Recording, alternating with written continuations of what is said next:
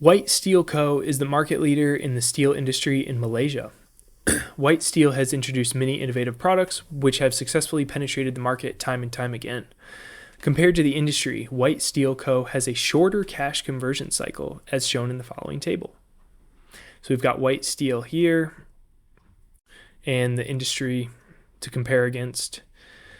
Which of the following is the most appropriate justification for White's shorter cash conversion cycle? Is it White Steel's inventory is obsolete? So we've got days inventory of 39 versus 55 for steel inventory. So this wouldn't be consistent. If we have less days inventory on hand, it's going to be less likely that our inventory is obsolete relative to the industry. B, White Steel has tighter terms with its debtors. So this is going to be measured by days receivables. So we've got 93 versus 111. Their debtors are essentially customers that you've sold to that owe you money. So if you have higher number of days receivables, this means that you have looser terms with your debtors. Their customers are taking longer to pay them than the industry average. So that means we can rule out B. We should be going with C, which is White Steel's payment terms are unfavorable for its creditors. And so this is going to be indicated by days payable, 70 versus 60. Their creditors are suppliers that they owe money to. So their terms are unfavorable for the creditors, but favorable for White Steel since they have more time to pay than the industry does. Answer C. Which of the following is least likely a step of the capital allocation process? So we have least likely. So two of these will be steps and one will not.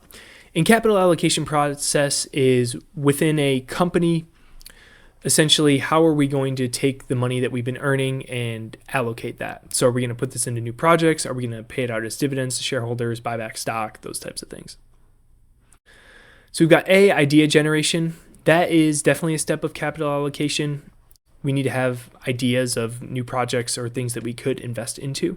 So that's going to be a step. And then we have B, replacement project. I would lean towards this as our answer. Replacement projects are going to be more so CapEx or maintenance things, whereas capital allocation is going to be focused on new projects and investments. This will be replacing or working on old investments or projects that have already been made in the past but may need some maintenance to them. And C, capital allocation planning. This is also going to be a step in the process. We need to plan out the capital that we're going to have and how we're going to use that in order to make good returns for shareholders. Answer B. Mark Patel and Eliza Butler are equity investors seeking to purchase a manufacturer's share of stock currently trading at $43. They place the orders with their respective brokers who issue the following instructions on behalf of the two individuals. Patel, this order should be executed at the best price available, but by no means can be a price higher than $50 be accepted. And Butler, any shares received should automatically be transferred by us, the brokerage firm, to Butler's security account. The instructions issued on behalf of the clients can be respectively classified as Patel, execution, Butler, validity. Execution sounds good. Execution is essentially telling the broker how you want it executed. So they're saying at best available price, but no higher than $50. However, validity is not going to be relevant to Butler. Validity is going to refer to the time period or conditions for when the order may remain active. So this might be something like good till canceled or execute at this limit price, but cancel at the end of the day if that doesn't go through, something like that. And these instructions are related to transferring to the brokerage firm, not timing. So we can rule out A. Patel validity, that's not going to be correct. We already determined that was execution. And Butler execution, I would say that's also incorrect. So we should be going with answer C. Patel execution, that's good. And Butler clearing, that's also good. Clearing is referring to who is holding the securities in the end. So they're going to be transfer the brokerage firm to the security account. Those are clearing instructions. Answer C. Which of the following is least likely a method for a private company to go public? So least likely, meaning two of these will be ways and one will not.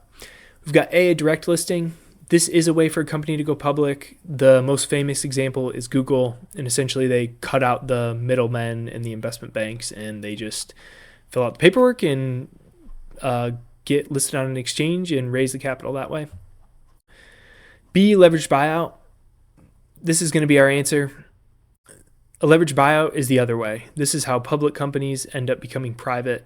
A private equity firm will take on a bunch of debt. They buy a public company, bring them private, and they become one of their portfolio companies. So this is going to be the other way around, not private company going public. And then C, we have initial public offering. This is the most common way for private companies to go public. Answer B, with a discount rate of 3% per period, a 5-period zero coupon bond with a par value of $1,000 has a value of. This is going to be a discounting formula. Because it's a zero coupon bond, it's not paying coupons along the way. So all of its interest is just accruing and then gets paid out at maturity. So we're going to discount this $1,000 bond back to an amount that essentially compounds at 3% per year for 5 years. So if I pay the $862.6088 for this, I will earn a 3% return over this 5-year period by then being paid out $1,000.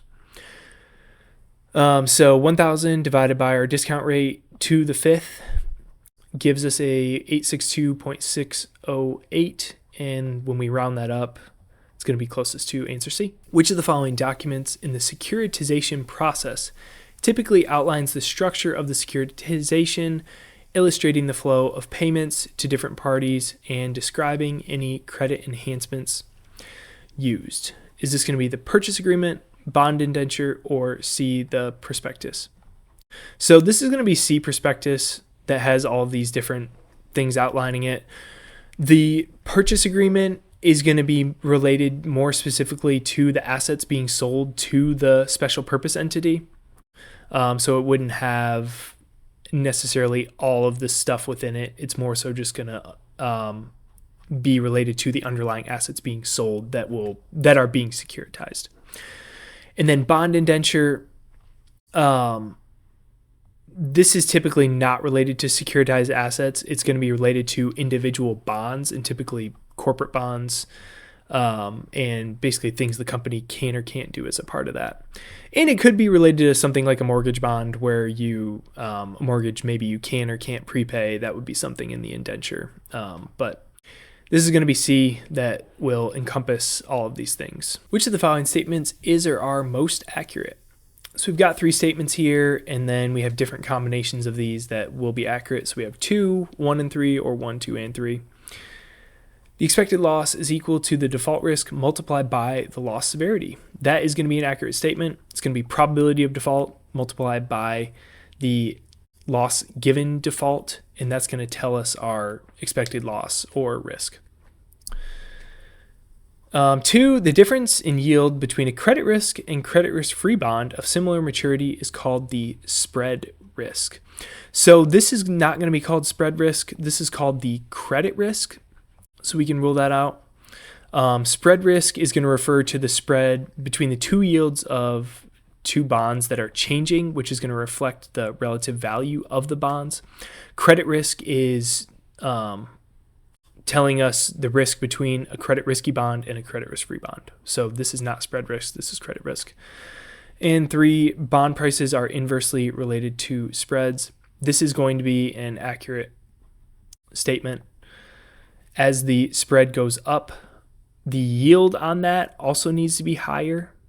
And for the yield to be higher, we need to have a lower price, given that the coupon is the same. So that's going to give us 1 and 3 as accurate. Answer B. The 2-period spot rate, S2, is 9%, and the 1-period spot rate, S1, is 4%. The 1-year forward rate for 1 year from now, F11, is closest to. So let's pull in our formula here. What we're going to be solving for is this variable, the forward rate 1 year from now. So what we're going to do is 1 plus S1, which is going to be this 4%. That's going to be equal to 1 plus S2 squared, which is 9%. So this will get plugged in right here. This will get plugged in here, and then we can see this term will get moved over here and divided, which is what's being shown here. And then we'll have to subtract out this 1, and then that's going to give us our F11, which will be 0.1424 or 14.24%. Answer B. What is most likely the definition of a special purpose vehicle? Is it A, a type of asset-backed security that is secured by a mortgage or collection of mortgages? An SPV is not a type of security. It's going to hold these types of securities as that is the entity, and it's going to hold these types of securities, but it's not going to actually be those types of securities. B, a subsidiary company with an asset liability structure and legal status that makes its obligations secure even if the parent company goes bankrupt. This does describe an SPV.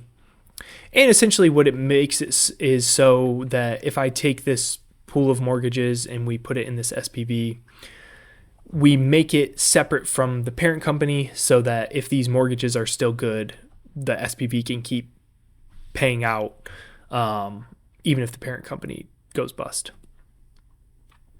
C, a structured financial product that pools together cash flow generating assets and repackages this asset pool into discrete tranches that can be sold to investors. This is the use of SPVs, but the actual financial product is going to be in this case, the CMO. So the mortgages that make up the pool, that's going to be the actual financial product. The SPV is going to hold that product, or it's going to hold these assets. The SPV is not that asset itself. Answer B. Jay Asan, CFA, a credit analyst with high return investments, has been working on the credit analysis of SNJ Incorporated. In his report, Jay Asan has written that SNJ Incorporated has been using aggressive accounting policies for the last 3 years. This analysis is part of capacity, character, or collateral. So the thing we're looking at is aggressive accounting policies. Collateral is going to relate to analysis of the underlying assets that the company has that could be used to pay off debt, not accounting policies. Capacity is going to relate to the capacity of the company to pay interest and service their debt. So do they have the cash flow, income to continue making debt payments and pay? This is going to be related to character, which character of management is the focus, and management are the folks that are in charge of deciding the accounting policies. So the aggressive accounting policies reflects on their character and choices. Answer B.